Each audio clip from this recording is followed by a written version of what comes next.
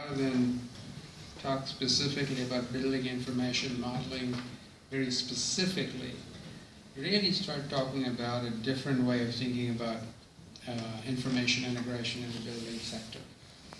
And if you went to some of the sessions over the last few days, I'm sure you've heard a lot about data and how it's going to be integrated with resilience, with sustainability, with information communications technology affecting all of construction.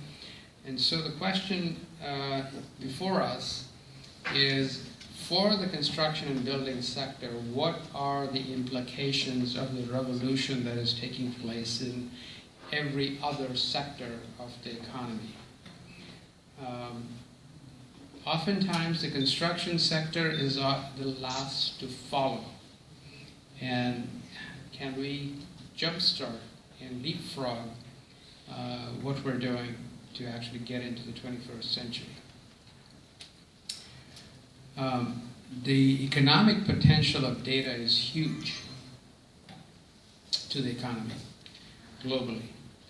There was a report that came out from McKinsey just a few years ago which talked about a $3 trillion value add to the global economy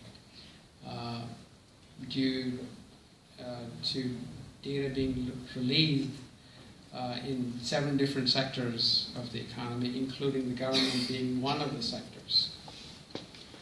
There have been numerous private sector studies which have talked about the benefits of the Internet of Things and the industrial Internet, which talk about a value add in the next decade of $10 to $15 trillion. Huge amounts of value add. And if you just think about the disruption that the world economy is going through, and I suspect many people in this room, there are the benefits and there are, of course, the other aspects of this IT disruption that are affecting the job market, that are, are we going to have job growth or is it only economic growth? The challenges of what you do when you do have this kind of disruption, how do you manage with dislocation in the employment base? There are a number of questions. But if we get stuck without getting the full economic growth, the larger pie enables you to create more jobs, is going to be a challenge. So everybody's talked about the Industrial Revolution. We all know this historical stuff. We know the cyber revolution, the internet revolution. We've all gone through that. But what we're going through now is the next revolution, and that's sometimes called the industrial internet revolution, where we are combining cyber systems and physical systems and mashing these up into cyber physical systems. And yesterday you heard why not we also have social systems being linked in. But in some ways, we've actually tried to capture that here in this presentation within the cyber physical systems framework. A number of drivers, technological drivers, as well as socio-economic, geopolitical, and demographic amplifiers. We've heard about the changing nature of work. We've heard about urbanization. We've heard about aging societies. And the emerging middle class in many parts of the world. So what are cyber physical systems? They're really convergence of technologies. This applies to construction as much as it does to any other sector, whether it's manufacturing or any other sector. Machines, facilities, infrastructure, fleets, and people are physical systems. Sensing, communications, information, data, monitoring, wireless analysis are all cyber systems. And so when you combine the two, what is made possible is a life cycle performance optimization or improvement. Huge amounts. whether it's through efficiency and sustainability, where we talk in terms of smart buildings, for example, building control systems, agility and flexibility that we could get in production systems, off-site manufacturing, reliability and resilience that Krishna talked about, or safety and security. And they're kind of combined. Oftentimes when we talk about hazards, we talk about safety. When we talk about issues related to security, we're talking about strengthening buildings against intentional destructive acts. So what are these cyber-physical systems? I'm sure you've heard about these different words at different times. Some people call them smart systems, some IBM calls it smarter planet, Siemens call it sustainable cities, and so there are a number. GE called it the industrial internet. There's actually an industrial internet consortium with 50 to 100 companies, major US companies and global companies, that was formed in the last couple of years. Machine to machine. All of these really have very, very common structures underneath them. And they are being applied in different sectors. They are being applied in the building and structures area. They are being applied in the infrastructure area. If I use the word smart grid, you will suddenly say, yeah, I know that. I heard there was a presentation about the smart grid at this conference. But it's not only smart grid in terms of power. It can be a smart grid in terms of water, oil and gas. It can be a smart, any kind of grid could be made smart if we have the right set of sensors and networks. And transportation certainly is an area where this is hugely affecting our manufacturing industry. Autonomous vehicles is a huge area of interest where the gap between the manufacturing sector, the automotive sector, for example, and the information technology sector, the Googles and the Microsofts, are disappearing. Software companies are becoming hardware companies, and hardware companies are becoming software companies.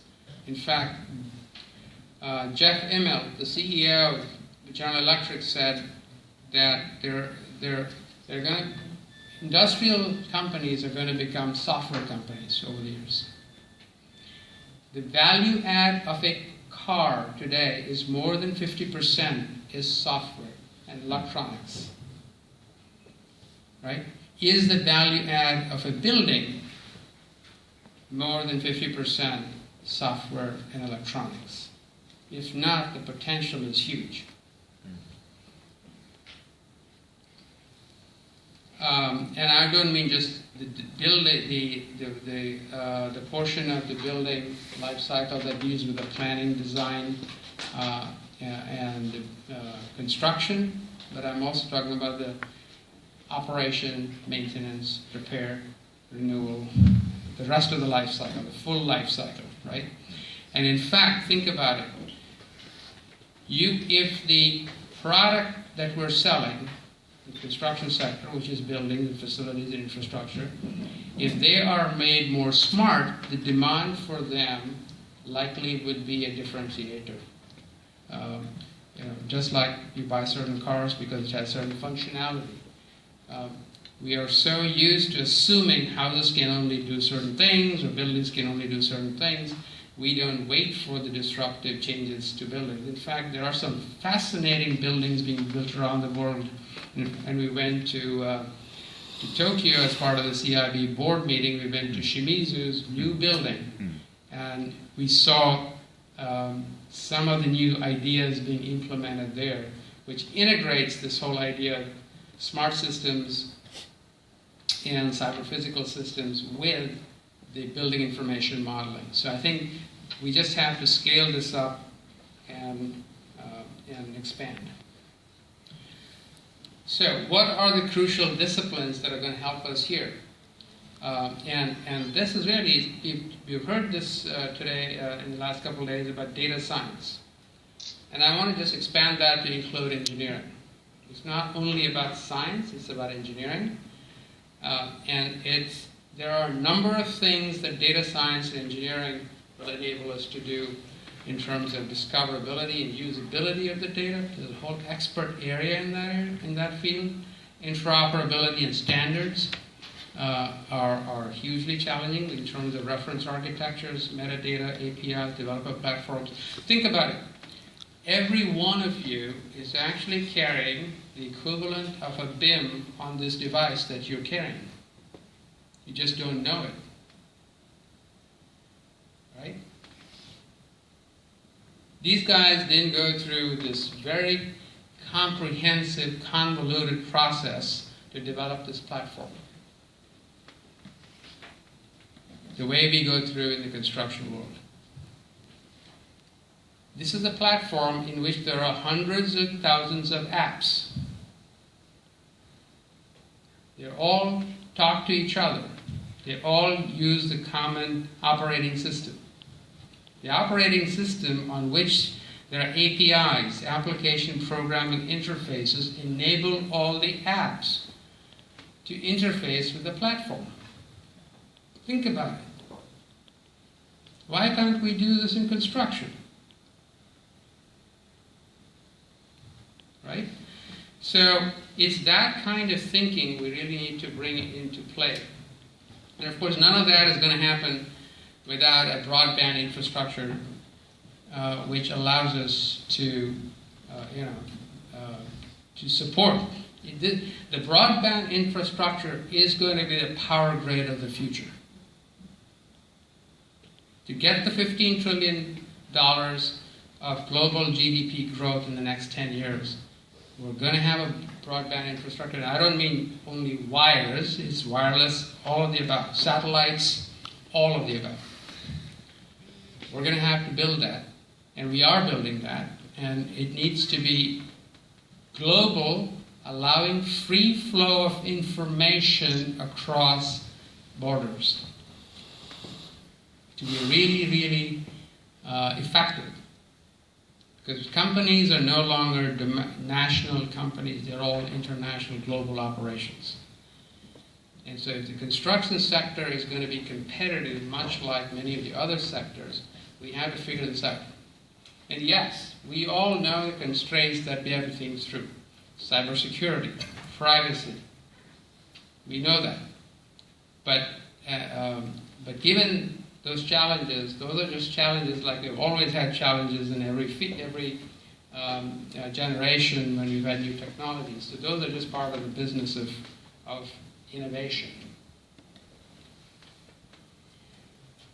So, in summary, the data economy is global.